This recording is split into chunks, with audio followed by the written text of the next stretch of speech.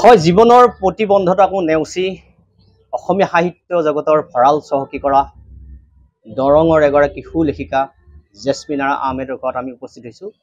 Camera সহযোগী নিকুঞ্জ এফালৰ পৰা দেখুৱাই গৈ থাকিব। এয়া হৈছে জেছমিন আৰা আহমেদৰ বাসগৃহ আৰু জেছমিন আৰা আহমেদৰ এক জটিল ৰোগত আক্ৰান্ত হৈছিল।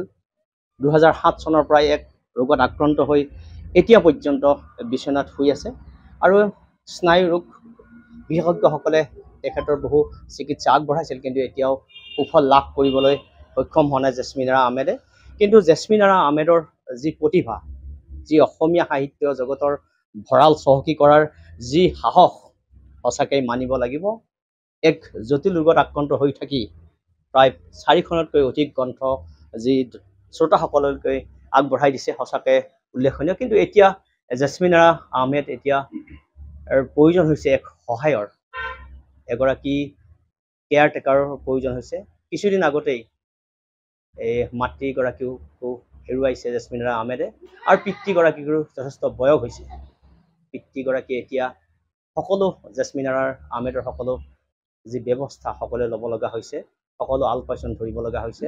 সুখে দুখে একমাত্ৰ সম্বল হৈছে পিতৃগৰাকী। মই পুনতে জেছমিন আৰা আহমেদৰ ওচৰলৈ গৈছোঁ আৰু জেছমিন আৰা আহমেদে বহুকেইখন কিতাপ লিখিছে আৰু দৰঙৰ বিভিন্ন বা অসমৰ বিভিন্ন প্ৰান্তৰ যি সাহিত্যিকসকল আছে তেওঁলোক আহিছে আৰু তেখেতৰ যি সাহিত্যৰ যি ভঁৰাল, এই ভঁৰাল টনকিয়াল কৰাৰ কাৰণে তেখেতক উৎসাহ দিছে আৰু সেইলৈয়ে জেছমিন আৰা আহমেদে বহুকেইখন গ্ৰন্থ ইতিমধ্যে লিখি উলিয়াইছে। নিজ হাতেৰে লিখিব নোৱাৰিলেও আনৰ সহায়েৰে জেছমিন আৰা আহমেদে লিখিবৰ কাৰণে চেষ্টা অব্যাহত ৰাখিছে। মই পুনতে জেছমিন আৰা আহমেদৰ ওচৰলৈ যাম। কেমেৰা সহযোগীক অনুৰোধ জনাইছোঁ। জেছমিন আৰা আহমেদে এতিয়া ভালদৰে কথাও ক'ব নোৱাৰে, এইদৰে বিচনাত শুই আছে। হয়, প্ৰথমে আমি India 24 পৰা আপোনাক স্বাগতম জনাইছোঁ, আপোনাৰ আশু আৰোগ্য কামনা কৰিছোঁ। হয়, আপুনি এইদৰে বিচনাত শুই থাকিও আপোনাৰ যি সাহস দেখুৱাইছে, বহুকেইখন গ্ৰন্থ আপুনি প্ৰকাশ কৰিছে, কওকচোন আপুনি মনৰ কথা অকণমান।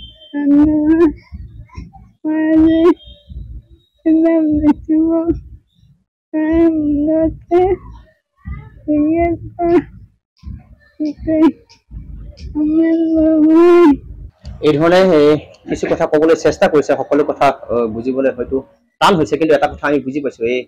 কিছুদিন আগতে আগতেই এই স্থানতে আহিছিলে আৰু জেছমিন আৰা আহমেদক সাহস যোগাইছিল হোমেন বৰগোহাঁই ছাৰে আৰু বিভিন্নজন আহিছে তেখেতক সাহস যোগাইছে আৰু তেখেতক খা খবৰ লৈছে। হ'লেও তেখেতে এটা কথা ক'বলৈ বিচাৰিছে, এগৰাকী কেয়াৰ টেকৰ প্ৰয়োজন, যিহেতু মাতৃগৰাকীও বিয়োগত তেখেতে কিছু অসুবিধাৰ সন্মুখীন হ'ব হৈছে। আমি পুনতে পিতৃগৰাকী আছে আপোনাৰ ওচৰলৈ আহিছোঁ।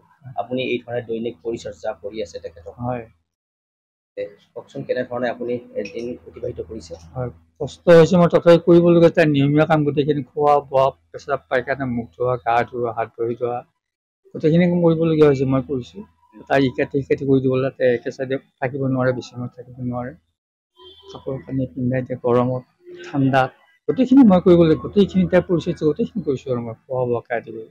খাওঁতেও তাই শুই খাই, কমকৈ সৰু চামুচেৰে কমকৈ দিব লাগে আৰু প্ৰথমে এচামুচ দিয়াৰ পিছত সেইখিনি খাই দিলাৰ পিছতে আকৌ দিব লাগে, টাইম লাগে, 15-20 মিনিট সময় লাগে। গোটেইখিনি ময়ে কৰিবলগীয়া হৈছে। এতিয়া মোৰো এতিয়া স্বাস্থ্য এনেকুৱা বেয়া হৈছে, এতিয়া বয়স হৈছে মোৰ, কাৰণ মই ঘৰৰ কামো কৰিব লাগে, ঘৰুৱা কামখিনি ৰন্ধা বঢ়া, বাচন ধোৱা, সাৰা পেলা চবখিনি ময়ে কৰিবলগীয়া। আপোনাৰ ইতিমধ্যে পত্নী বিয়োগ হৈছে? মোৰ আজি 2 বছৰ হ'ল তেওঁ ঢুকুৱা। আগতে তেওঁ কৰিছিলে আৰু মোৰ ল'ৰা নাই, ছোৱালী আছে, ছোৱালী বিয়া বাৰু হৈ গৈছে। কেইজনী ছোৱালী আছিলে? মোৰ এতিয়া ছোৱালী 8জনী আছিলে, হয়, আটাইকেইজনীকে বিয়া বাৰু হৈ গৈছে। হয়,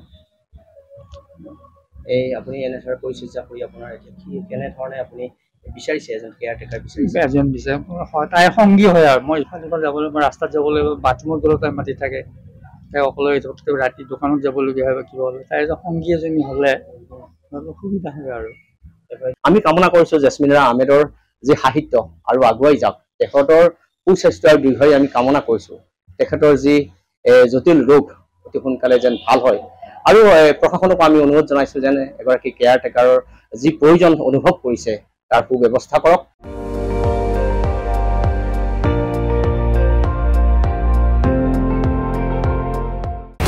আপুনি চাই আছে ND24 সৰ্বশ্ৰেষ্ঠ নহয় সৰ্বোত্তমৰ দৌৰ